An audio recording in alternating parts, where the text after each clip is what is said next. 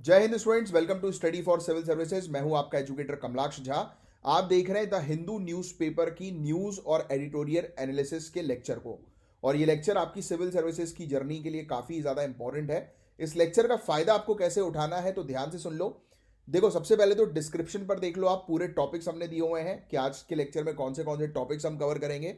दूसरी चीज़, आपको ईयरफोन लगाकर एक शांत जगह पर बैठना है और ध्यान से पूरे लेक्चर को सुनना है, क्योंकि एक पॉडकास्ट लेक्चर है और साथ ही साथ पेन और पेपर लेकर रफ में चीजें लिखते चलना है। और रफ में लिखना है। क्यों रफ में लिखना है? क्योंकि लेक्चर में ही मैं आपको शॉर्ट नोट्स दे दूंगा और वो शॉर्ट नोट्स आपके एग्जामिनेशन के लिए हेल्पफुल होंगे। तो बिना समय वेस्ट किए फटाफट लाइक का बटन हिट कर लो, नए आए हो चैनल को सब्सक्राइब करो और इस लेक्चर को शेयर जरूर करना। गाइज, अब हम लोग बात करने वाले हैं इंडिया चाइना के रिलेशंस के बारे में। इस टॉपिक पे हम लोग समझेंगे दोनों देश के बीच में अभी तक के कुछ बातचीत के बारे में और कुछ पॉजिटिव सिग्नल्स आए हैं उनके बारे में, जो हमारे इंटरनेशनल रिलेशंस और सिक्योरिटी के पर्सपेक्टिव से जो सिविल सर्विसेज के अंदर जो आपका सिलेबस के अंदर टॉपिक्स हैं, तो उस पॉइंट ऑफ व्यू से ये वाला जो टॉपिक है द हिंदू का, ये आपके लिए काफ़ी इंपॉर्टेंट है। 5 सालों में पहली मीटिंग ये हमें देखने को मिली है। तो सबसे पहली बात करते हैं कि एक स्पेशल मीटिंग के बारे में जो हुई थी national security adviser Ajit Doval ji जो है हमारे, और चाइनीज फॉरेन मिनिस्टर वैंग यी के बीच में 2019 के बाद पहली बार ये बातचीत हुई। और ये मीटिंग बीजिंग में हुई थी और इसमें दोनों देशों के रिप्रेजेंटेटिव ने अपनी बॉर्डर डिस्प्यूट्स को लेकर कुछ इंपॉर्टेंट डिस्कशन किए। ये meeting guys special representatives dialogue थी, जिसमें दोनों तरफ से LAC यानी कि लाइन ऑफ एक्चुअल कंट्रोल के इशू पर बात की गई। इसके बाद दोनों ने LAC डिसएंगेजमेंट एग्रीमेंट को पॉजिटिवली अफर्म किया, यानी कि माना कि हाँ चलो ठीक है, हम लोग धीरे धीरे करके डिसएंगेज जो है वो करेंगे उस क्षेत्र में जो टेंशन चल रही है वहां पे। अब देखो, ये बातचीत जो हुई थी उसमें सबसे ज्यादा फोकस था कॉन्फिडेंस बिल्डिंग मेजर्स पर। मतलब दोनों देश चाहते हैं कि बॉर्डर पर शांति बनी रहे और पिछले कुछ सालों में जो टेंशन हुई हैं उनसे कुछ सीख मिल सके। कुछ इंपॉर्टेंट पॉइंट्स को जो डिस्कस किया गया था उसमें कैलाश मानसरोवर यात्रा का रिजम्पशन था कि दोबारा से कैलाश मानसरोवर यात्रा जो है वो शुरू की जाए, क्रॉस बॉर्डर ट्रेड को दोबारा से रिज्यूम किया जाए और ट्रांस बॉर्डर रिवर्स की डेटा शेयरिंग पर फोकस किया जाए। ये सब स्टेप्स दोनों देशों के बीच ट्रस्ट बिल्ड करने के लिए किए गए थे। इस मीटिंग में एक और इंपॉर्टेंट चीज देखने को मिली, वो थी 6 पॉइंट कंसेंसस। इसमें दोनों देशों ने यह चीज कंफर्म किया कि वो अपनी बॉर्डर्स पर शांति मेंटेन करेंगे और अपने बायलैटरल रिलेशंस को इंप्रूव करने के लिए काम करेंगे। ये 6 पॉइंट्स बेसिकली शांति, सिक्योरिटी और इकोनॉमिक रिलेशंस को और बेहतर करने के लिए थे। तो ये एक काफी पॉजिटिव स्टेप्स है दोनों कंट्रीज के लिए। एक और इंपॉर्टेंट पॉइंट था इकोनॉमिक और कल्चरल कॉपरेशन को लेकर। ऑफिशियल रीड आउट में यह कहा गया कि दोनों देश अपने कल्चर, इकोनॉमिक और ट्रेड एक्सचेंज को रिस्टोर करना चाहते हैं और यह प्रयास इस बात को दिखाता है कि दोनों देश सिर्फ बॉर्डर डिस्प्यूट्स पे नहीं बल्कि अपने बीच के रिलेशंस को भी सुधारने में इंटरेस्टेड हैं। अब इस बातचीत के बाद कुछ इंपॉर्टेंट इश्यूज अभी तक सॉल्व नहीं हुए हैं, जैसे कि डायरेक्ट फ्लाइट्स का रिजम्पशन और जर्नलिस्ट एक्सचेंज को लेकर कोई बात नहीं की गई। ये पॉइंट्स पहले भी डिस्कस किए गए थे, जैसे कि S जयशंकर जी और वैंग यी के बीच की मीटिंग्स में, लेकिन इस बार इन पर कोई फाइनल डिसीजन नहीं लिया गया। तो इंडिया चाइना रिलेशंस को लेकर गाइज ये बातचीत एक पॉजिटिव स्टेप्स है। ये अपने आप में एक अच्छी बात है कि दोनों देश अपने इश्यूज को शांतिपूर्वक रिजॉल्व करने की कोशिश कर रहे हैं। तो इंटरनेशनल रिलेशंस और सिक्योरिटी के पॉइंट ऑफ व्यू से ये टॉपिक आपके लिए काफी इंपॉर्टेंट है। और नोट्स मैंने आपके लिए आपके सामने लिखे हुए हैं नोट्स कि हमारे national security adviser Ajit Doval और चाइनीज फॉरेन मिनिस्टर वैंग यी, इनकी मीटिंग जो है वो पहली बार 2019 के बाद हुई और डिस्कशन में बॉर्डर इश्यूज थे और LAC डिसएंगेजमेंट की बात हुई। इंपॉर्टेंट एरियाज में कैलाश मानसरोवर यात्रा को दोबारा शुरू किया जाए, क्रॉस बॉर्डर ट्रेड शुरू हो और डेटा शेयरिंग हो ट्रांस बॉर्डर रिवर्स को लेकर, जिससे ट्रस्ट जो है वो बिल्डअप हो। तो ये अच्छा एक फैसला सामने आया। दोनों साइड्स ने ये कहा कि वो शांतिपूर्वक जो है वो काम करेंगे, रिलेशंस अपने इंप्रूव करेंगे और बॉर्डर्स पर भी शांति मेंटेन करने पर फोकस करेंगे। इसको लेकर 6 पॉइंट्स पर सहमति जो है वो जताई गई। फिर फोकस जो है वो यही रहा कि इकोनॉमिक, कल्चरल और ट्रेड रिलेशंस जो है वो दोनों कंट्रीज के बीच में बेहतर हो। इस पर जो है वो बातचीत हुई, बट कुछ इश्यूज अभी भी रिजॉल्व नहीं हुए, जैसे कि डायरेक्ट फ्लाइट्स को लेकर और जर्नलिस्ट एक्सचेंज को लेकर। तो ये पॉइंट्स है गाइज जो आपके लिए काफी इंपॉर्टेंट है। इससे रिलेटेड नोट्स जो है वो आप बना सकते हैं। अब जो टॉपिक है गाइस वो काफी कॉम्प्लेक्स और काफी इंपॉर्टेंट भी टॉपिक है। ये है सिटीजनशिप एक्ट के सेक्शन 6A का टॉपिक, और क्यों ये आसाम के लिए फेल हो रहा है तो इसके बारे में हम डिस्कस करेंगे। ये आपके जीएस पेपर 2 के लिए काफी इंपॉर्टेंट है, सिंपल शब्दों में समझेंगे। तो what is section 6A of citizenship act?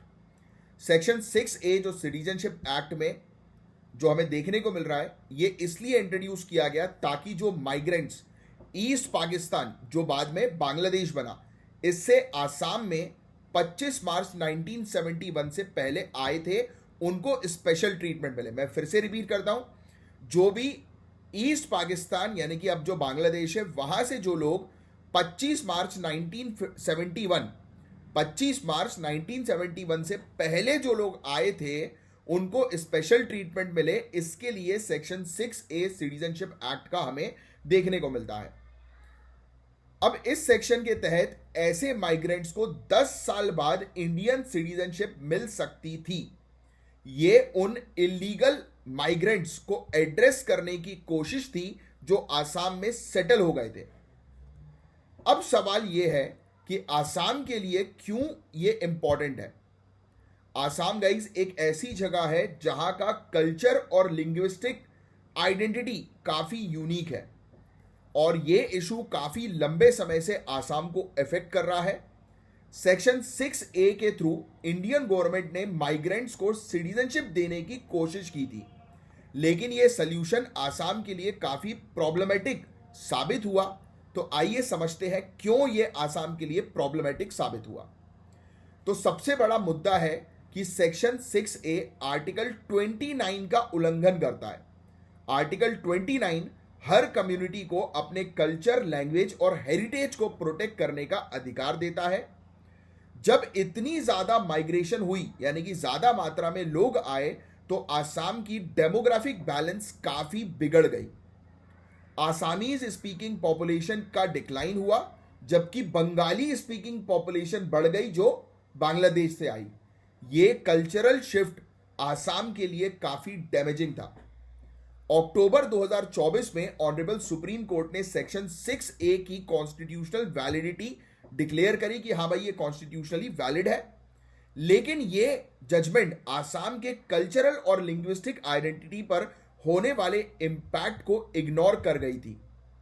Court ने कंजर्व कल्चर का इंटरप्रिटेशन दिया, लेकिन ये कॉम्प्लेक्स इंपैक्ट को समझने में फेल हो गई।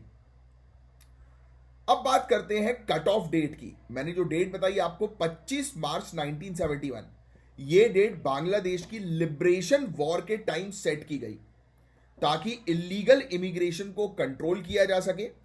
लेकिन ये डेट आज के टाइम में काफी अनरियलिस्टिक लगती है क्योंकि सोशियो पॉलिटिकल कंटेक्स्ट काफी बदल गया है। इस डेट को रखने से ना तो आसाम के ओरिजिनल पर्पस को सॉल्व किया गया, ना ही ये इमिग्रेशन को प्रॉपरली एड्रेस कर पाई।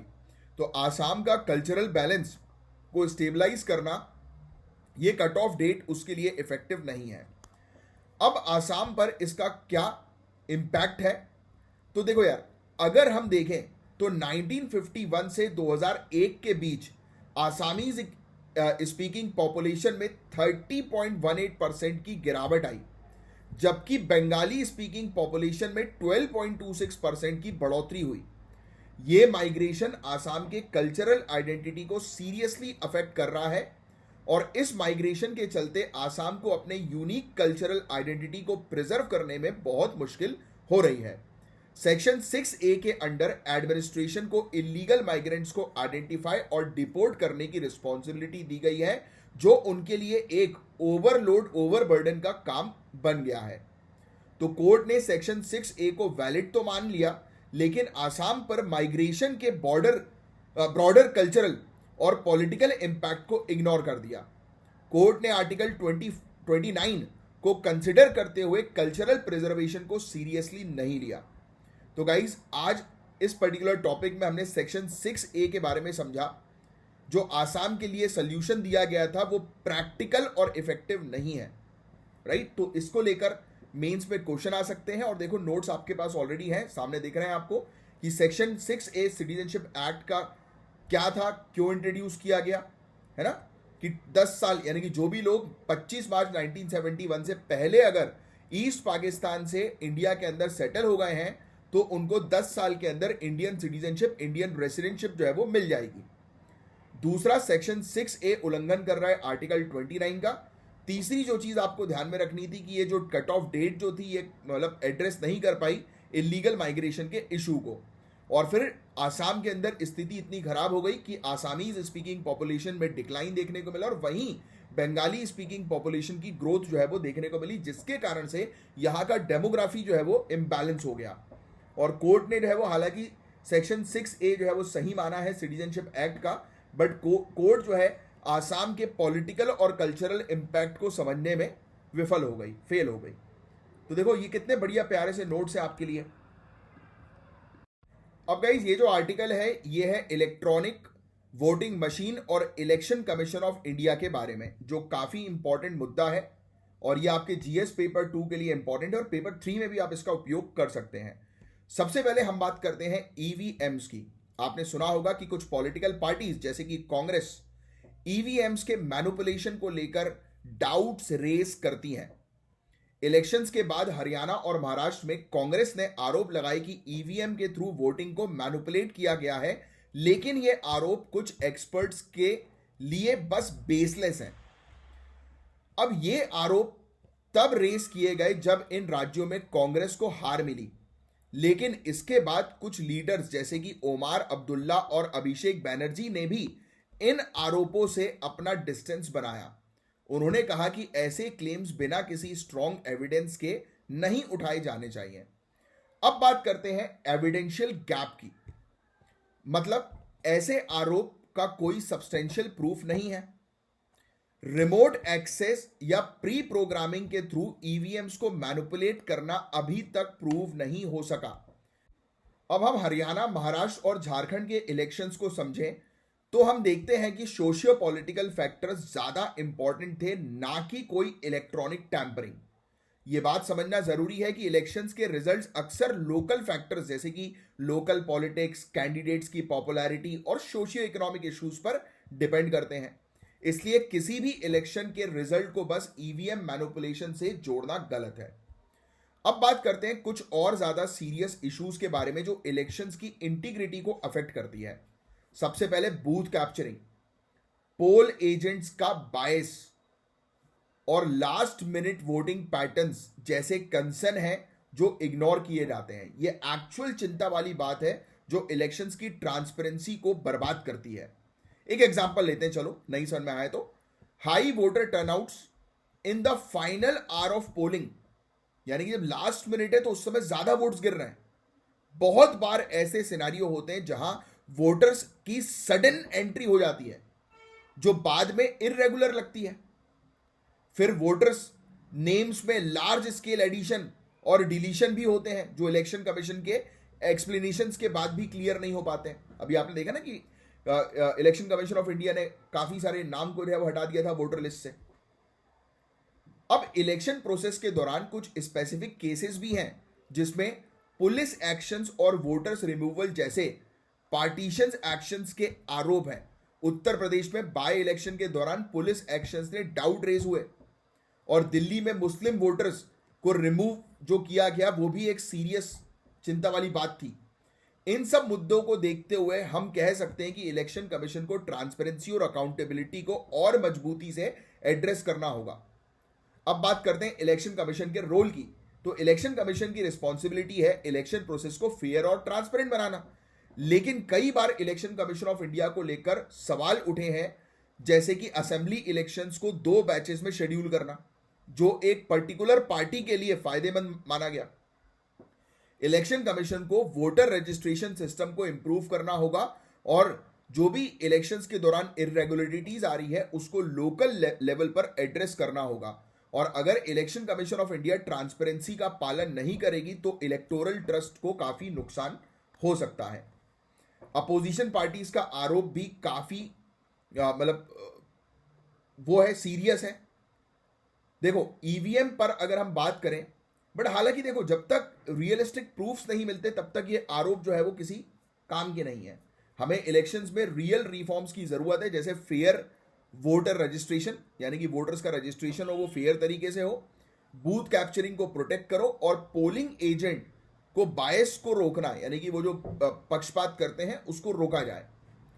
तो इस डिस्कशन से ये सीखने को मिलता है कि ईवीएम पर आरोप एक टेम्पररी डिस्ट्रैक्शन है, असली चिंता तो है इलेक्टोरल इंटीग्रिटी। यानी कि देखो आज की डेट में अगर इलेक्शन से रिलेटेड चैलेंजेस अगर आपसे पूछे जाते हैं तो आप यही चैलेंजेस जो है वो लिखेंगे, जैसे कि लास्ट मिनट में एकदम से वोटर टर्नआउट कैसे बढ़ रहा है ना, पोलिंग एजेंट्स जो है उनका बायस बिहेवियर, ऐसी चीजें।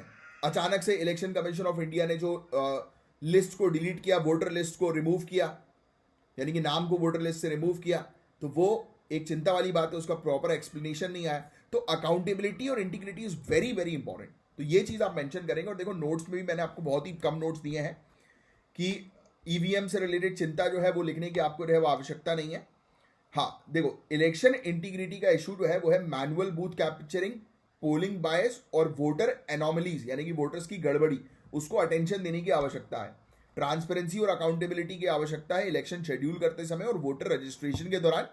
और फोकस जो है वो इलेक्टोरल रिफॉर्म्स पे होना चाहिए, ना कि सिर्फ ईवीएम के मुद्दे के ऊपर भाई, क्योंकि ओवरऑल इलेक्शंस में जो है वो सुधार लाने की आवश्यकता है, ना कि सिर्फ एक ईवीएम का गाना गाते रहना हमेशा। अब गाइस जो टॉपिक है वो है एग्री कार्बन मार्केट का टॉपिक। ये टॉपिक स्पेशली एनवायरमेंटल गवर्नेंस और सस्टेनेबल डेवलपमेंट से रिलेटेड है।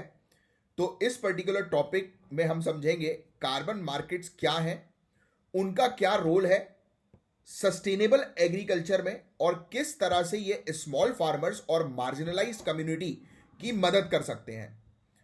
तो सबसे पहले समझते हैं कार्बन मार्केट्स क्या होते हैं।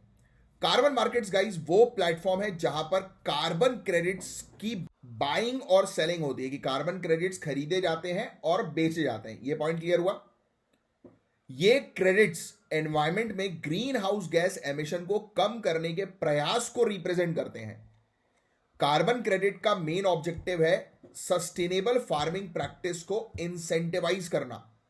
ये मार्केट फार्मर को इंकरेज करते हैं कि वो अपने एग्रीकल्चरल प्रैक्टिसेस को ऐसे बदलें जो एनवायरनमेंट पर कम से कम इंपैक्ट डाले और ग्रीन हाउस गैस एमिशन को रिड्यूस करें।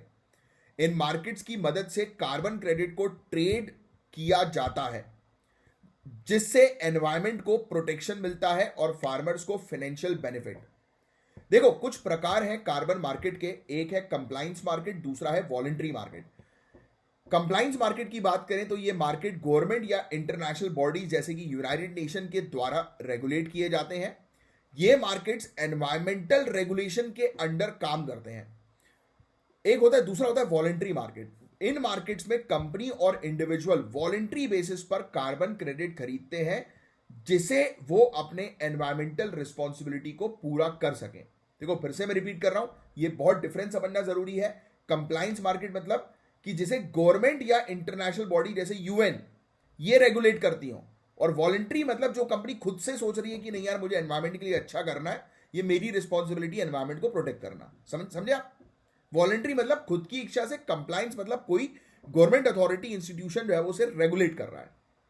अब सुनो, कॉन्फ्रेंस ऑफ पार्टी 29, क्या मुझे बता सकते हो कमेंट बॉक्स पे कि ये कहां पर हुई थी?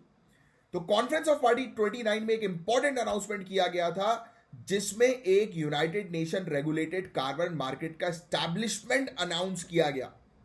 यह कहा कि यूनाइटेड नेशन एक कार्बन मार्केट को जो है वो शुरू करेगा। और नवंबर 2024 में इंडिया ने अपना पहला कंप्लायंस कार्बन मार्केट लॉन्च किया, जिसमें 5 एग्रीकल्चरल कार्बन क्रेडिट प्रोजेक्ट को लिस्ट किया गया। ये स्टेप्स इंडिया के लिए बहुत इंपॉर्टेंट है, क्योंकि इन मार्केट्स का यूज सस्टेनेबल एग्रीकल्चर प्रैक्टिस को प्रमोट करने में होता है, और ये agriculture based carbon credit projects को फाइनेंशियल सपोर्ट मिलता है। अब समझते हैं कि कार्बन मार्केट्स काम कैसे करते हैं। तो देखो दो मेन प्रिंसिपल्स हैं जो ये इंश्योर करते हैं कि कार्बन क्रेडिट्स वैलिड हैं और क्वालिटी उसकी मेंटेन हो।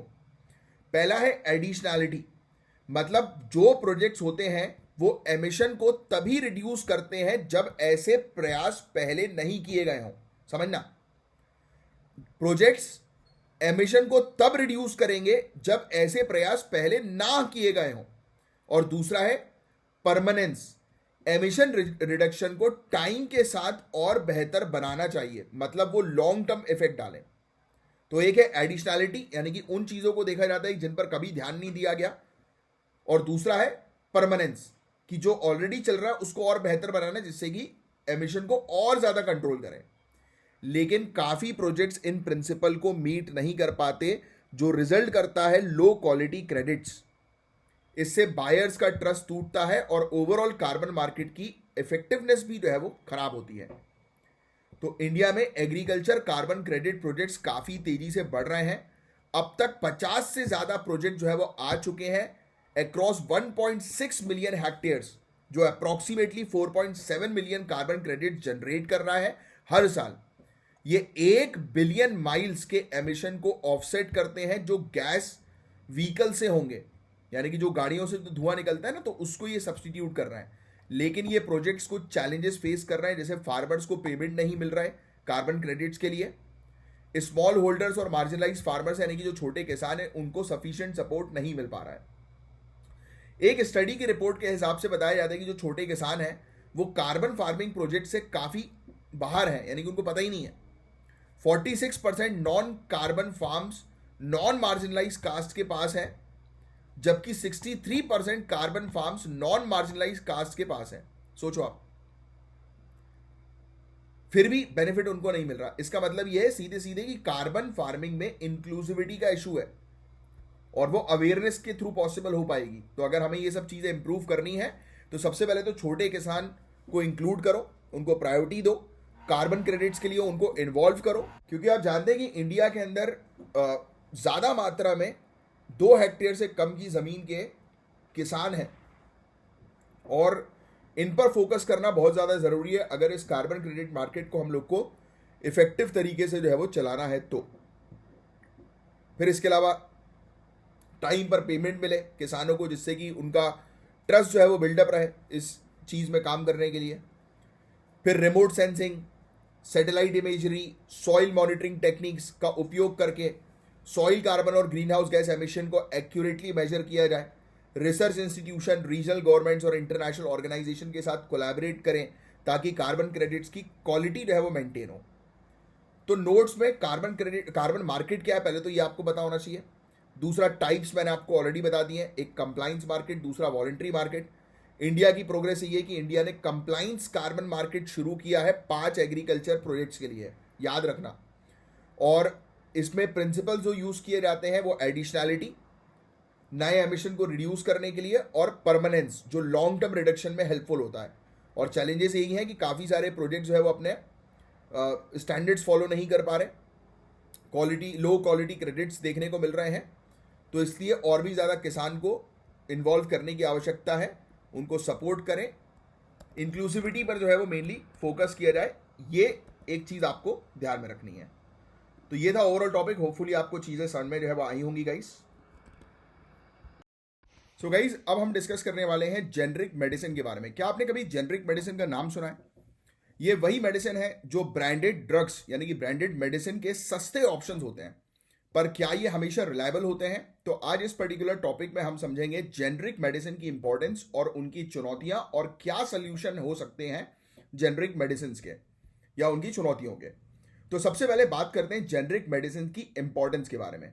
तो guys, generic medicine branded medicine के मुकाबले काफ़ी सस्ती होती हैं और इससे हेल्थ केयर एक्सेसिबल बनता है, यानी कि सब लोगों को दवाइयाँ पहुंचाई जा सकती है सस्ते में। आपने नाम सुना होगा एक स्कीम का, प्रधानमंत्री भारतीय जन औषधि परियोजना। इसके तहत अगस्त 2024 तक 5,600 करोड़ रुपए के जेनरिक ड्रग्स डिस्ट्रीब्यूट किए गए हैं, जिसे कंज्यूमर्स को 2,30,000 करोड़ की सेविंग्स हुई हैं। इंडिया के out of pocket health care expenditure का 39.4% 2021-22 में जेनरिक मेडिसिन का ही था। ये फाइनेंशियल बर्डन कम करते हैं और ट्रीटमेंट अधीरेंस बढ़ाते हैं। मतलब कहीं ना कहीं जेनरिक मेडिसिन काफ़ी अच्छी होती हैं और हेल्थ केयर एक्सेस को बढ़ावा देने का काम करती हैं। ये पॉइंट जो है वो आप मेंस में उपयोग कर सकते हैं। इसके अलावा अब बात करते हैं उन प्रॉब्लम्स की जो जेनरिक मेडिसिन की क्वालिटी को लेकर होती हैं। पहला है बायो इक्विवेलेंस का इशू।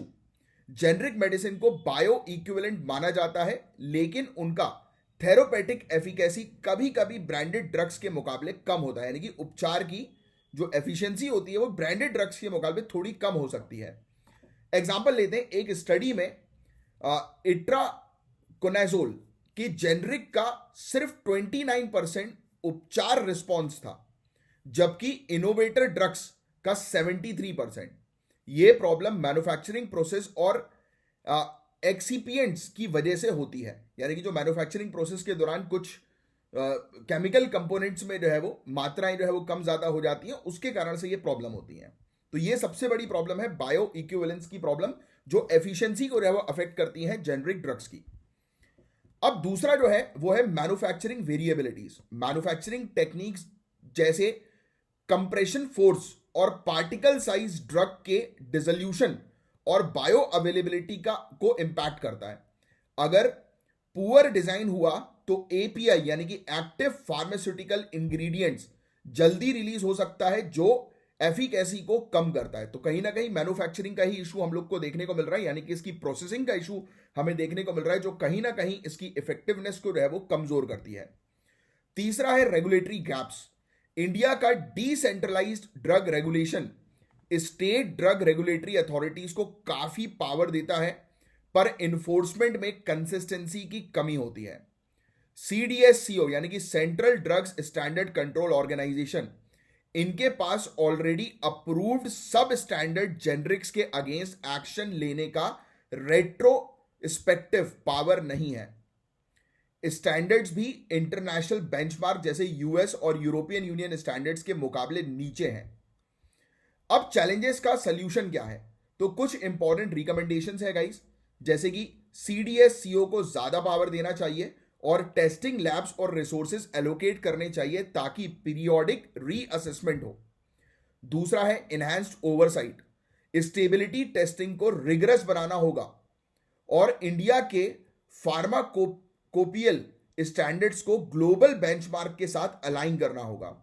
सीडीएससीओ के इंस्पेक्शन मैकेनिज्म और रेगुलेटरी सेफगार्ड्स को स्ट्रॉन्ग बनाया जाए ताकि काउंटरफीट मेडिसिन यानी कि जो फर्जी मेडिसिन है इसका इशू रिजॉल्व हो सके।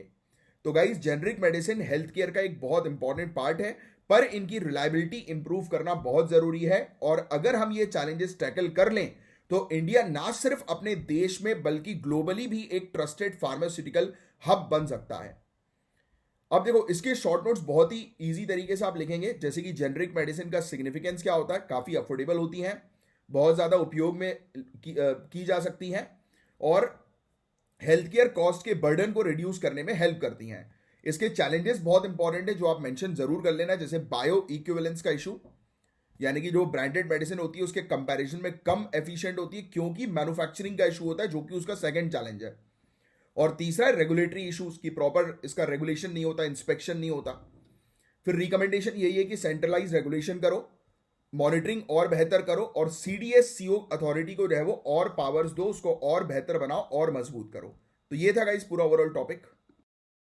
अब एक और इंटरेस्टिंग टॉपिक आ गया है guys, why were Romanian polls एनल्ड।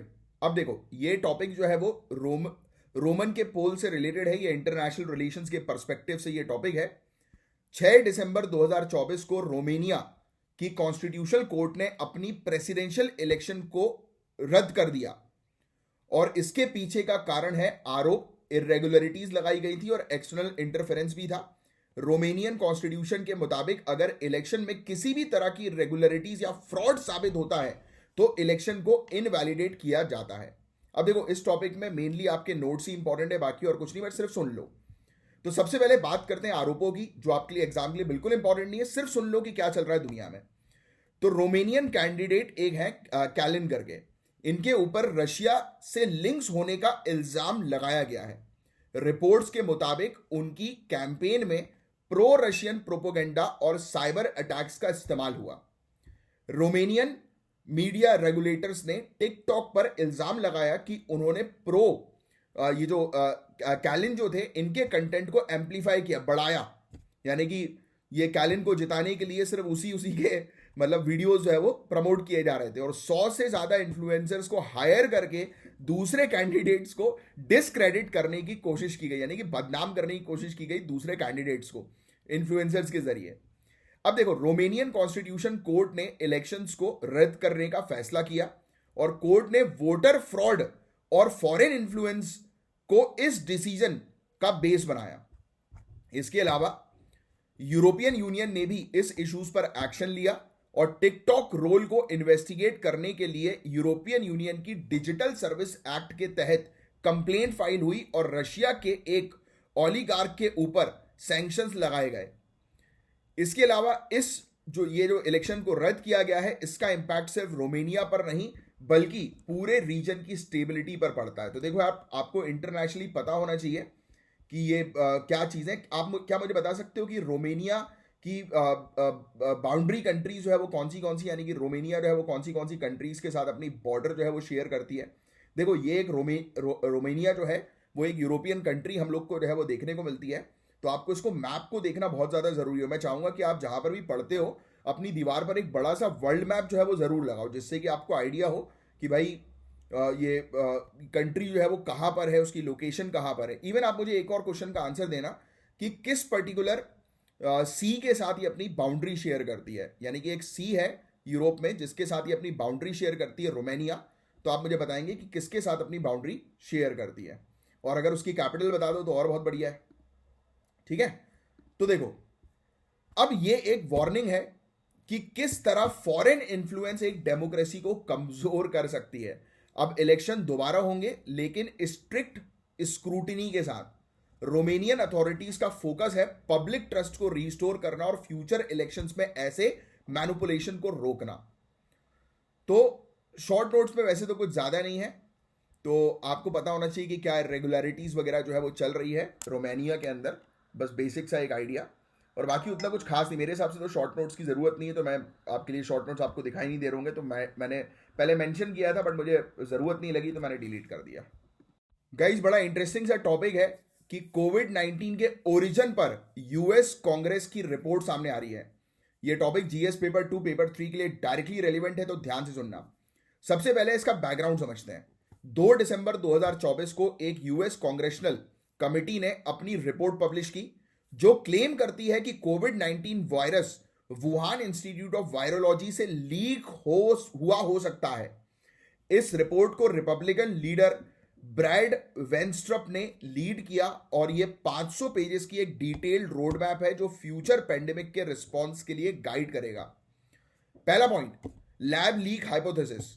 Report कहता है कि SARS-CoV-2 जो कोविड-19 का वायरस है शायद एक रिसर्च लैब से ओरिजिनेट हुआ है और इसके सपोर्ट में कुछ सर्कमस्टेंशियल एविडेंसेस दिए गए हैं। अच्छा, मैं आपसे बेसिक क्वेश्चन पूछूं कि आपको क्या लगता है कि ये जो है वो वायरस लैब से रिलीज हुआ है या फिर एक जूनोटिक वायरस है, क्या है ये? अगर ऐसा क्वेश्चन आपसे इंटरव्यू में पूछ लिया जाए बोर्ड मेंबर के द्वारा तो आपका क्या रिस्पॉन्स होगा, कमेंट बॉक्स पर लिखकर बताएं। और एक चीज ध्यान रहे, ऐसे कंट्रोवर्शियल टॉपिक से दूर रहना ज्यादा बेहतर रहता है, और ऐसे टॉपिक्स में आप अगर स्टडीज के बारे में बताएं तो वो ज़्यादा अच्छा है।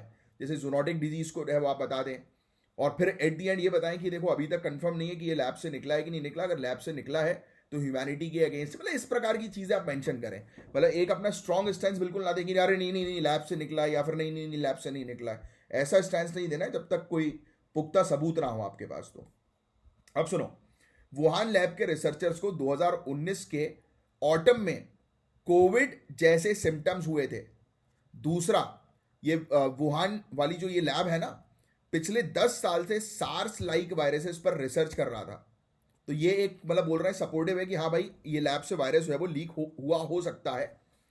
फिर इसके अलावा फूरिन क्लीवेज साइट के बारे में बात करें, एक और इंपॉर्टेंट चीज सामने आती है कि SARS-CoV-2 का फूरिन क्लीवेज साइट जो किसी और सिमिलर वायरस में नहीं मिला, ये साइट लैब मैनिपुलेशन का सिग्नल हो सकता है। लेकिन एक लैंसेट स्टडी जो अगस्त 2023 में आई थी कहती है कि ये नेचुरली इवॉल्व भी हो सकता है। मतलब कि इनकी रिपोर्ट भी जो है वो पूरा एक तरफा जो है वो चाइना के ऊपर दोष जो है वो नहीं डाल रही है, ये भी न्यूट्रल स्टैंस लेकर चल रही है। फिर रिपोर्ट हाईलाइट करती है कि United states national institute of health ने ये जो इंस्टीट्यूट है वुहान का वायरोलॉजी का, इसके गेन ऑफ फंक्शन रिसर्च को फंड किया था। और गेन ऑफ फंक्शन रिसर्च का मतलब होता है कि किसी ऑर्गेनिज्म के जीन्स को इस तरह मॉडिफाई करना कि उसकी ट्रांसमिसिबिलिटी और पैथोजेनिसिटी बढ़ सके, यानी कि वो और तेजी से ट्रांसमिट हो सके। तो देखो, अब यूनाइटेड स्टेट्स खुद ही जो है वो फंड कर रहा है कि ऐसा वायरस तैयार करो कि जो फैले। तो सोचिए आप, ये तो सीधे सीधे जो है यार एक प्रकार से एक ऐसा वेपन देखने को मिल रहा है जो न्यूक्लियर से भी काफ़ी डेंजरस है, बायो वेपन हम लोग बोलते हैं ना। लेकिन ये सिर्फ एक साइड की स्टोरी नहीं है। दिसंबर 2024 में जापान ने भी एक कॉन्फ्रेंस में ये डॉक्टर शी जेंगी करके हैं, जो वुहान ये जो इंस्टीट्यूट है वायरोलॉजी का, इसकी सीनियर वायरोलॉजिस्ट हैं।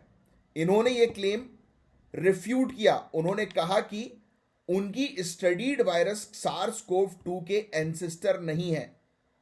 डॉक्टर जेंगली ने सीक्वेंसिंग डेटा पब्लिश करने का प्रॉमिस किया है, लेकिन अब तक पीयर रिव्यूड एविडेंसेस अवेलेबल नहीं है। मतलब कहीं ना कहीं जापान की जो एक सीनियर वायरोलॉजिस्ट हैं उनने इस चीज़ को डिनाई किया।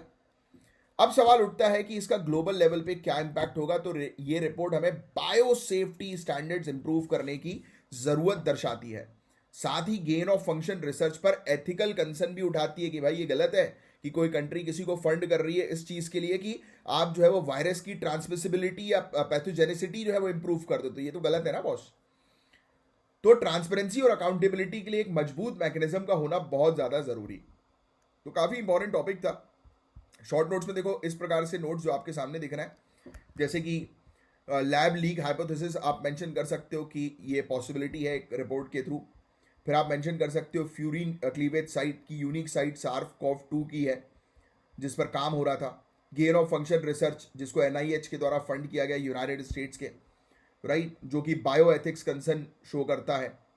और काउंटर व्यू यही है कि डिनाई कर दिया भाई जापान की ही एक वायरोलॉजिस्ट ने, सीनियर वायरोलॉजिस्ट थी, कि नहीं भाई, और ये भी कहा कि हम डेटा रिलीज करेंगे, बट अभी तक किया नहीं है। तो पूरे दुनिया भर में, ये लास्ट वाला पॉइंट आपके लिए इंपॉर्टेंट है कि पूरे दुनिया भर में बायो सेफ्टी स्टैंडर्ड्स को मजबूत करना, एथिकल गाइडलाइंस पर फोकस करना और ट्रांसपेरेंसी बढ़ाना जो है वो बहुत ज़्यादा ज़रूरी है। तो इस प्रकार के आप जो है वो नोट्स बनाइए, तो उससे आपको जो है वो काफ़ी ज़्यादा फायदा जो है वो मिलेगा।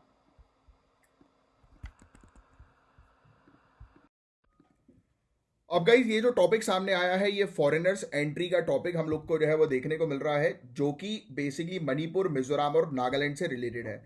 तो ये टॉपिक आपके GS पेपर 2 और पेपर 3 दोनों के लिए काफ़ी ज़्यादा इंपॉर्टेंट है। तो आइए इस टॉपिक को शुरू करते हैं। तो सबसे पहले समझते हैं प्रोटेक्टेड एरिया रिजीम क्या है।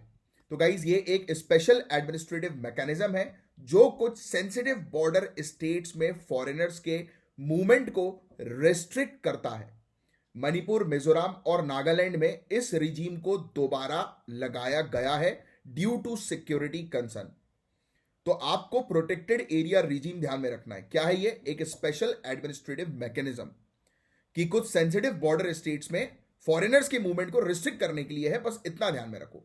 और अभी ये मिजोरम, मणिपुर और नागालैंड में लगाया गया है दोबारा से। तो यूनियन होम मिनिस्ट्री ने PAR, जिसको हम लोग बोलते हैं प्रोटेक्टेड एरिया रिजीम, इसको वापस इंप्लीमेंट किया है इन 3 नॉर्थ ईस्टर्न स्टेट्स में। इसका रीजन है कि आसपास की कंट्री से हो रहा इन्फ्लक्स और सिक्योरिटी कंसर्न, यानी कि वहां से लोग आ रहे हैं, घुसपैठिए अंदर आ रहे हैं।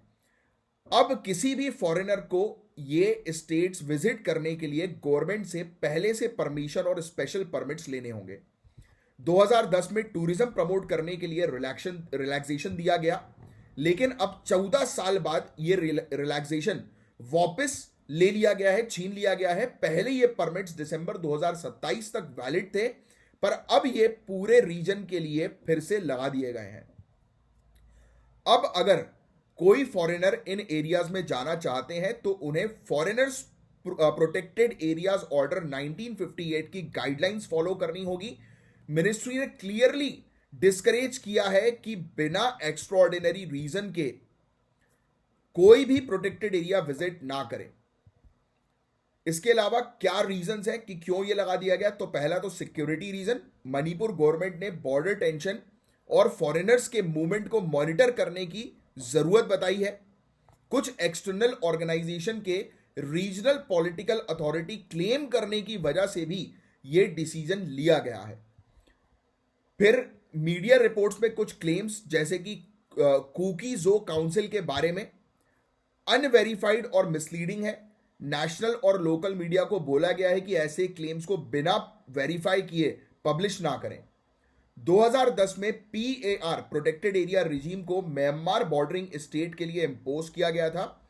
इससे पहले भी इसका एक्सटेंशन दिया गया था और लास्ट ऑर्डर 2027 तक वैलिड था, लेकिन अब मणिपुर गवर्नमेंट की अपील के बाद इसे दोबारा इंप्लीमेंट कर दिया गया है। ये स्टेप लिया गया है बॉर्डर सिक्योरिटी बढ़ाने के लिए और अनऑथोराइज एक्टिविटीज को प्रिवेंट करने के लिए। इससे गवर्नमेंट की इंटरनल स्टेबिलिटी और सेंसिटिव रीजन में सॉवरेन कंट्रोल मेंटेन करने की पॉलिसी रिफ्लेक्ट होती है। तो ये काफी इंपॉर्टेंट टॉपिक है। सबसे पहले तो पीएआर प्रोटेक्टेड एरिया रिजीम क्या है वो आपको ध्यान में रखना है। स्टेट्स कौन सी कवर्ड है इस न्यूज के तहत, तो वो आपको ध्यान में रखना है। क्यों रीइंपोज की गई, तो सिक्योरिटी का इशू, बॉर्डर टेंशन और फॉरेन मूवमेंट्स को मॉनिटर करने का मेन ऑब्जेक्टिव है। और गाइडलाइंस क्या है इससे रिलेटेड, तो फॉरेनर्स प्रोटेक्टेड एरिया ऑर्डर 1958 ध्यान में रखिएगा। और इससे बॉर्डर सिक्योरिटी बढ़ेगी, अनऑथराइज एक्टिविटी प्रिवेंट होगी और इंटरनल स्टेबिलिटी के प्रयास जो है वो और बेहतर नजर आएंगे। तो ये एक इंपॉर्टेंट टॉपिक है जिस पर एक अच्छा आइडिया, अच्छी कमांड आपकी होनी चाहिए। अब जो टॉपिक गाइस हम लोग डिस्कस करने वाले हैं वो है crime and criminal tracking network and systems का टॉपिक, यानी कि सीसीटीएनएस। ये एक ऐसा प्लेटफॉर्म है जिसके बारे में हम बात करेंगे जो भारत के क्रिमिनल जस्टिस सिस्टम को रिवोल्यूशनाइज कर रहा है। तो बिना किसी देरी के आइए इस टॉपिक को भी समझ लेते हैं। तो सबसे पहले बात करते हैं सीसीटीएनएस क्या है। यानी कि ये एक सेंट्रलाइज्ड ऑनलाइन प्लेटफॉर्म है जो भारत के 17,130 पुलिस स्टेशंस को डिजिटली कनेक्ट करता है। इसका मकसद है क्रिमिनल जस्टिस सिस्टम में ट्रांसपेरेंसी, एफिशिएंसी और अकाउंटेबिलिटी को बढ़ावा देना। इस प्लेटफॉर्म के माध्यम से एक सेंट्रलाइज्ड डेटा क्रिएट किया गया है जो एफआईआर्स, चार्जशीट और इन्वेस्टिगेशन रिपोर्ट के लिए एक कॉमन इंटरफेस प्रोवाइड कराता है। गाइस, एक रीसेंट डेवलपमेंट में मणिपुर, नागालैंड, बिहार, झारखंड, वेस्ट बंगाल, लक्षद्वीप और ओडिशा के पुलिस स्टेशन को भी सीसीटीएनएस से जोड़ दिया गया है। यह एक बड़ा कदम है भारत के गांव क्षेत्रों और रिमोट एरियाज में, दूर दराज के एरियाज में पुलिसिंग को मॉडर्नाइज करने के लिए। अब बात करते हैं सीसीटीएनएस के इंपॉर्टेंट फीचर्स क्या हैं जो आपको ध्यान में रखना जरूरी है। पहला तो सेंट्रलाइज्ड डेटाबेस, पुराने और आज की डेट के क्राइम रिकॉर्ड्स का एक्सेस सेंट्रलाइज्ड हो, कहीं से भी एक्सेस किया जा सके पूरे इंडिया में। हैबिचुअल ऑफेंडर, प्रोक्लेम्ड ऑफेंडर्स और चार्ज शीटेड इंडिविजुअल्स की डिटेल्स हो, यानी कि जो रेगुलर जो अपराध करते हैं उनकी प्रॉपर डिटेल्स, मिसिंग पर्सन और जो चोरी किया गया वाहन होता है उसकी इंफॉर्मेशन यहां पर अवेलेबल हो। तो एक सेंट्रल डेटाबेस। दूसरा, एनालिटिकल रिपोर्ट्स, क्राइम स्टैटिस्टिक्स और क्रिमिनल ट्रेंड पर एनालिटिकल रिपोर्ट्स जनरेट करना भी इसका काम है। तीसरा, भारतीय न्याय संहिता, साक्ष्य अधिनियम और नागरिक सुरक्षा संहिता के साथ इसको अपडेट करने की बात की गई है। यानी कि ये पूरी चीज, तीनों चीज इसके अंदर इसके इंपॉर्टेंट फीचर है। एक और खास बात यह है कि नए क्रिमिनल लॉस के साथ इंटीग्रेट करते हुए प्लेटफॉर्म में फोरेंसिक एविडेंस और क्राइम सीन की वीडियोग्राफी को मैंडेटरी किया गया है। विक्टिम्स को इन्वेस्टिगेशन की प्रोसेस की अपडेट्स 90 दिन के अंदर देना भी इस सिस्टम का हिस्सा है। सीसीटीएनएस के कुछ और मेजर इंप्लीकेशंस हैं, जैसे कि पुलिसिंग में एफिशिएंसी और अकाउंटेबिलिटी बढ़ाती है। ये क्राइम टैकल करने के लिए एक डेटा ड्रिवन अप्रोच प्रोवाइड कराती है। क्रिमिनल जस्टिस सिस्टम के बाकी पिलर्स जैसे प्रिजन, प्रोसिक्यूशन, फॉरेंसिक के साथ इंटीग्रेशन इसका हम लोग को देखने को मिलता है। तो ये प्लेटफॉर्म पुलिसिंग को सिर्फ रिएक्टिव नहीं बल्कि प्रोएक्टिव बनाता है। तो काफी इंपॉर्टेंट टॉपिक था सीसीटीएनएस के बारे में, एक आपको अच्छी जानकारी होनी चाहिए। तो इसका ओवरव्यू जो है वो आप थोड़ा सा ध्यान में रखो। सीसीटीएनएस का फुल फॉर्म क्या है मुझे कमेंट बॉक्स पे बता सकते हो, मैंने अभी आपको थोड़ी देर पहले ही बताया। बताओ नीचे कमेंट बॉक्स पे लिखकर। अब सुनो, पहली चीज तो 17,130 पुलिस स्टेशन पूरे इंडिया के अंदर ये कनेक्टेड है इससे। दूसरा, इसके फीचर क्या है, एफआईआर, चार्जशीट, इन्वेस्टिगेशन की रिपोर्ट सब एक जगह पर मिल जाएगी और अपडेटेड लॉस के साथ इसको इंटीग्रेट किया गया है, जैसे भारतीय न्याय संहिता। क्राइम स्टैटिस्टिक्स और केस के ट्रेंड की एनालिसिस भी इसमें मिल जाएगी। फॉरेन एविडेंसेस, क्राइम सीन की वीडियोग्राफी, विक्टिम्स की अपडेट, सब कुछ इसमें शामिल है। और ये transparency, efficiency, accountability criminal justice system में बढ़ाने का काम कर रही है। तो ये फैक्ट बहुत इंपॉर्टेंट है जो आपको ध्यान में रखना है। अब गाइज एक और इंपॉर्टेंट टॉपिक जो है वो सामने आया है, जो कि है सैक्रेड ग्रुव से रिलेटेड टॉपिक। और सैक्रेड ग्रुव का जो टॉपिक होता है गाइज, वो कई बार प्रीलिम्स में भी जो है वो पूछा जाता है। तो ये आपके जीएस पेपर 3 पेपर 2 दोनों के लिए इंपॉर्टेंट है। पहली चीज तो सैक्रेड ग्रुव होते क्या है ये समझ लो। ये वो नेचुरल एरियाज हैं जो कम्युनिटीज के द्वारा रिलीजियस और कल्चरल बिलीव्स के कारण प्रोटेक्ट की जाती हैं। ये पैचेस होते हैं पेड़ों के, मैंने नहीं कि एक बगीचा मान लो आप, एक बहुत बगीचा होता है जिसकी पूजा करते हैं लोग। ये बायोडायवर्सिटी कंजर्वेशन के लिए बहुत इंपॉर्टेंट माना जाता है। एग्जाम्पल तमिलनाडु, केरल, कर्नाटक, महाराष्ट्र के कुछ क्षेत्र में ऐसे सैक्रेड ग्रूव्स काफी कॉमन है। इन एरियाज में लोकल कम्युनिटीज इन्हें देवी देवताओं की तरह पूजते हैं और इसी वजह से ये अनटच्ड रहते हैं कि इनको कोई नुकसान नहीं पहुंचाता। अब बात करते हैं ऑनरेबल सुप्रीम कोर्ट के कुछ डायरेक्शन की। तो ऑनरेबल सुप्रीम कोर्ट ने केंद्र सरकार को एक कॉम्प्रिहेंसिव पॉलिसी ड्राफ्ट करने के लिए कहा है जो पूरे भारत के सैक्रेड ग्रूव्स को मैनेज कर सके। इसमें बाउंड्रीज फिक्स करना और एनक्रोचमेंट रोकना शामिल है। अब ये क्यों इंपॉर्टेंट है? तो पहली चीज तो यार, ये एरियाज बहुत सारे रेयर और एंडेंजर्ड स्पीसीज का घर है, तो बायोडायवर्सिटी कंजर्वेशन के लिए इंपॉर्टेंट है। दूसरा, सैक्रेड ग्रूव्स जो है वो लोकल ट्रेडिशन और फेथ को प्रिजर्व करते हैं, मतलब इनकी एक कल्चरल वैल्यूज है। और तीसरा, लोकल लोगों का एक्टिव रोल होता है यहां पर इसके प्रोटेक्शन और इसके मेंटेनेंस में, मतलब कि कम्युनिटी पार्टिसिपेशन यहां पर देखने को मिलता है।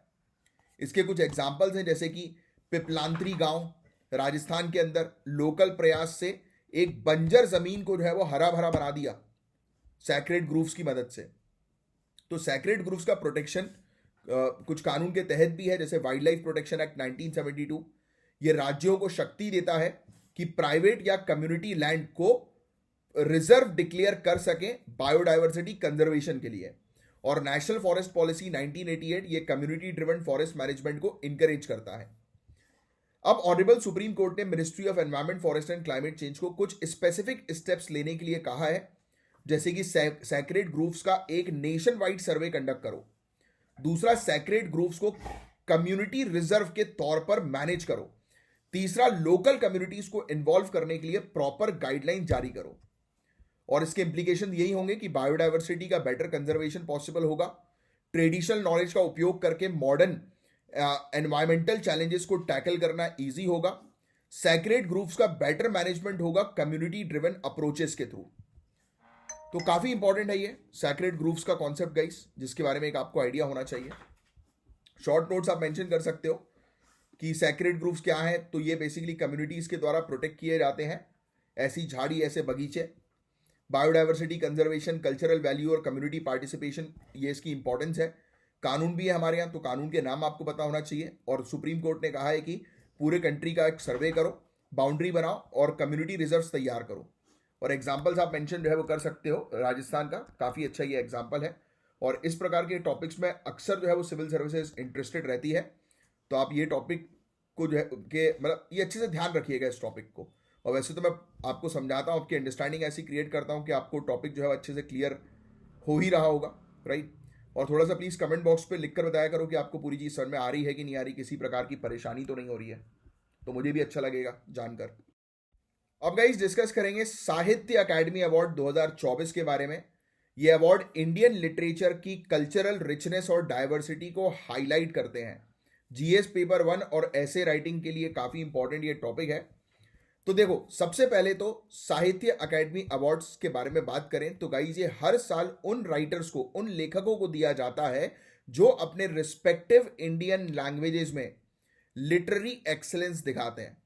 इसका मेन ऑब्जेक्टिव है इंडिया की कल्चरल हेरिटेज और लिंग्विस्टिक डाइवर्सिटी को प्रमोट करना।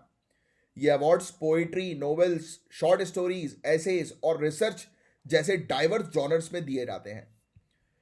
अब इस साल 21 राइटर्स को उनकी आउटस्टैंडिंग कंट्रीब्यूशन के लिए सम्मानित किया गया। सबसे नोटवर्दी जो रेसिपिएंट्स हैं वो है गगन गिल। हिंदी में इनको जो है वो अवार्ड मिला अपनी पोइट्री बुक मैं जब तक आई बाहर के लिए। मैं जब तक आई बाहर। तो देखो क्या होता है, बुक्स और ऑथर से रिलेटेड क्वेश्चन जो है वो अक्सर स्टेट पीएससी जो है वो पूछता है। फिर एक है ईस्टरीन कायर, इंग्लिश के लिए उनको अवार्ड मिला। उन्होंने अपनी नॉवल स्पिरिट नाइट्स के लिए अवार्ड जीता। फिर कुछ और नोटेबल वर्क्स की बात करें तो शॉर्ट स्टोरीज के लिए हम लोग को देखने को मिल रहा है युवा बरल को अवार्ड मिला, नेपाल से हैं, नेपाली लैंग्वेज में, सॉरी, युवा बरल नेपाली लैंग्वेज में। और चीची मीरा किताब का नाम, शॉर्ट स्टोरी का नाम। फिर नॉवल के लिए अरोन राजा बोडो लैंग्वेज में ये अवार्ड जीता है इन्होंने। स्वनरी थकाई किताब का नाम, नॉवेल का नाम मतलब। फिर रिसर्च, एक तमिल राइटर है AR वेंकट चलपैथी या वेंकटलपैथी, उनकी रिसर्च के लिए उन्हें सम्मानित किया गया। कश्मीरी, पंजाबी, कोंकणी, ओडिया, नेपाली जैसी अलग अलग लैंग्वेजेस में भी काम को रिकॉग्नाइज किया गया है। इस साल आसामीज, गुजराती, मलयालम, मणिपुरी, राजस्थानी और संस्कृत जैसी लैंग्वेजेस को भी इंक्लूड किया गया है, जो इंडिया की कल्चरल यूनिटी और डाइवर्सिटी को रिप्रेजेंट करता है। तो ये एक छोटा सा टॉपिक था। इसमें देखो मेन ऑथर्स के नाम थोड़े से आप ध्यान में रखो, जैसे कि ये मैंने कश्मीरी के लिए भी आपको एक नोट्स में जो है वो मेंशन कर दिया है, क्योंकि ये क्या होता है कि इससे रिलेटेड क्वेश्चन जो है वो अक्सर एग्जामिनेशन में जो है वो पूछे जाते हैं। अब गाइस बात करेंगे GS पेपर 3 इकोनॉमिक्स के पर्सपेक्टिव से एक टॉपिक के बारे में। नेट डायरेक्ट टैक्स कलेक्शन में बढ़ोतरी हुई है 16.5% की। ये टॉपिक इंडिया की फिस्कल हेल्थ, टैक्स रिफॉर्म्स और रिसोर्स मोबिलाइजेशन को समझने के लिए काफी इंपॉर्टेंट है। तो सबसे पहले डायरेक्ट टैक्स क्या होता है इसके बारे में जो है वो हम लोग चर्चा करें। तो देखो यार, तो डायरेक्ट टैक्स सिंपली वो टैक्स है जो कि गवर्नमेंट को जो है वो दिया जाता है डायरेक्टली, है ना। जैसे इनकम टैक्स हुआ, कॉर्पोरेट टैक्स हुआ। इस बार हम लोग को देखने को मिला कि नेट डायरेक्ट टैक्स कलेक्शन में 16.5% की जबरदस्त ग्रोथ देखने को मिली। टोटल कलेक्शन दिसंबर 17, 2024 तक 15.82 लाख करोड़ तक पहुंच गया। यानी कि आपको ये चीज समझनी है, मतलब एक अंडरस्टैंडिंग के लिए, कि इस बार डायरेक्ट टैक्स में जो है वो अच्छा खासा इजाफा हुआ है। और ग्रॉस टैक्स रेसिड्स 20.3% से बढ़कर 19.21 लाख करोड़ तक पहुंच चुके हैं। इसका मतलब है कि इकोनॉमी में कंप्लायंस और टैक्स कलेक्शन सिस्टम काफी इंप्रूव हुए, यह आंकड़ा बता रहा है। अब बात करते हैं कॉर्पोरेट और नॉन कॉर्पोरेट टैक्स के कंट्रीब्यूशन की। कॉर्पोरेट टैक्स जो है वो 7.43 लाख करोड़ का कलेक्शन हुआ, 8.6% की इसमें ग्रोथ देखने को मिली। और नॉन कॉर्पोरेट टैक्स की अगर हम बात करें तो ये इंडिविजुअल और HUFs जैसे कंट्रीब्यूटर से आता है। और हिंदू अनडिवाइडेड फैमिली जिसको हम लोग बोलते हैं ना, जो इनकम टैक्स पे करते हैं, जो नॉन कॉर्पोरेट टैक्स होता है, तो जिसमें 22.5% की ग्रोथ हुई और टोटल 7.97 लाख करोड़ रुपीस तक हमने जो है वो कलेक्शन की है। एक और इंपॉर्टेंट पॉइंट है रिफंड्स और एडवांस टैक्स कलेक्शन का। रिफंड में 42.5% का जंप हुआ, जो 3.39 लाख करोड़ है। इसका एक बड़ा हिस्सा कॉर्पोरेट टैक्स रिफंड के थ्रू आया है, जो 70.3% तक ग्रो हुआ है। और एडवांस टैक्स कलेक्शन भी 20.9% बढ़कर 7.56 लाख करोड़ हो चुके हैं। अब देखो आप बोलोगे ये सब आंकड़े याद रखने क्या, तो बिल्कुल भी नहीं, बस आपको एक आइडिया होना चाहिए कि देश के अंदर किस प्रकार से टैक्स कलेक्शन में ग्रोथ हो रही है। इसका मतलब है कि देश के अंदर टैक्सेशन सिस्टम का कंप्लायंस काफी बेहतर तरीके से जो है वो चल रहा है। अब बात करते हैं सिक्योरिटीज ट्रांजैक्शन टैक्स की। इसमें 85.5% की जबरदस्त ग्रोथ देखने को मिली है, जो 40,100 करोड़ से ज्यादा है।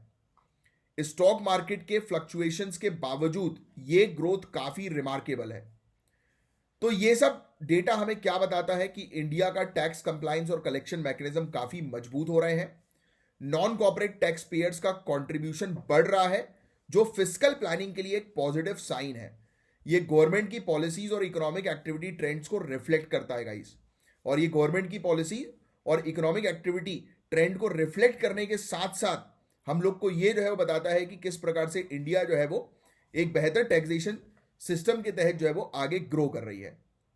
तो देखो ये जो आंकड़े हैं वैसे आपको याद रखने की जरूरत नहीं है, मैंने आपको ऑलरेडी जो बता दिए हैं। ये बस आपको बेसिक सा एक फैक्ट जो है पता होना चाहिए। वैसे इससे रिलेटेड नोट्स आपको बनाने की आवश्यकता नहीं है, मैं रिकमेंड नहीं करूंगा। अब देखो साइंस एंड टेक्नोलॉजी के पर्सपेक्टिव से एक इंपॉर्टेंट टॉपिक आया है कि how scientist are exploring extraterrestrial life. ये काफी इंपॉर्टेंट टॉपिक है आपके GS पेपर 3 के लिए। अब ये टर्म क्या है एक्स्ट्रा टेरेस्ट्रियल? सबसे पहले एक्स्ट्रा टेरिटरियल लाइफ को डिफाइन करना ही एक चैलेंज है।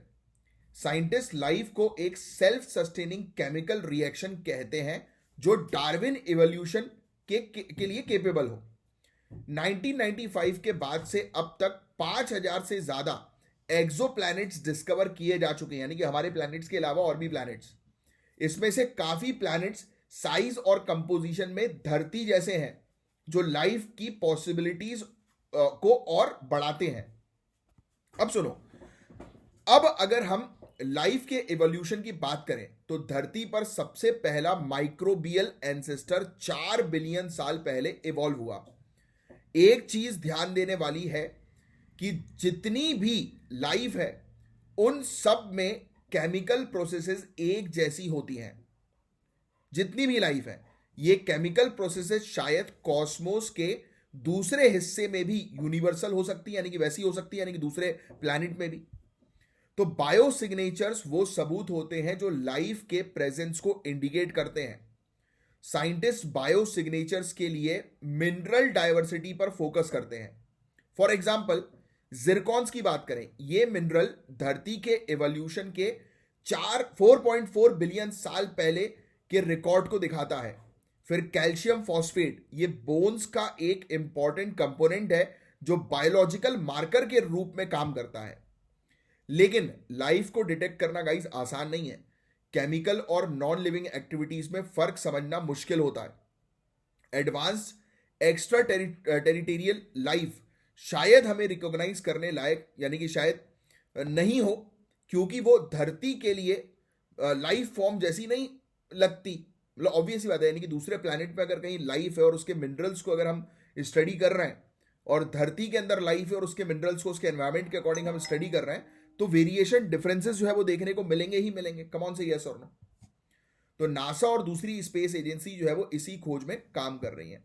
तो देखो, वैसे तो मैंने आपके लिए नोट्स जो है वो लिख दिए हैं। बाकी मेरे हिसाब से मेरा रिकमेंडेशन यही रहेगा कि इसके भी नोट्स अभी के लिए आपको बनाने की आवश्यकता नहीं है, क्योंकि अभी कोई ऐसी कोई ठोस स्टडी जो है वो हुई नहीं है जो एग्जामिनेशन में आपसे पूछी जाए।